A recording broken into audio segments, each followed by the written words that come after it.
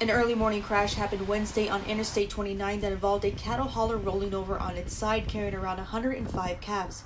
According to Salix Fire and Rescue, the trailer broke open and around 70 calves were able to escape.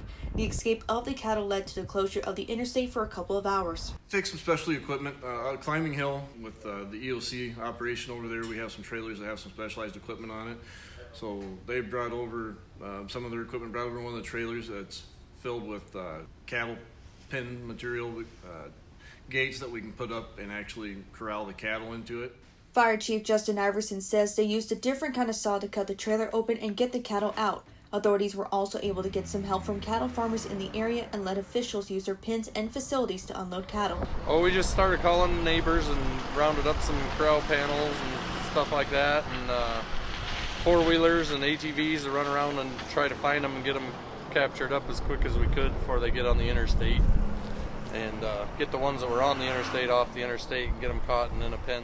Kurt Paulsen, a local farmer, says the escaped cattle will be taken to a vet to be checked out, see how they're getting along, and get everything taken care of.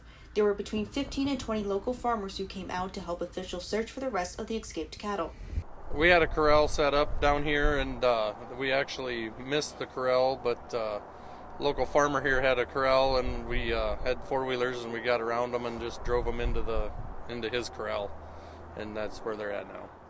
Chief Iverson says the driver did sustain minimal injuries and was taken to a local hospital. The cattle hauler was able to be back on its wheels with the help of Stockton Towing. Stockton showed up with a couple of their big wreckers, some of their smaller equipment, Bobcat, and they took care of getting the semi righted back up.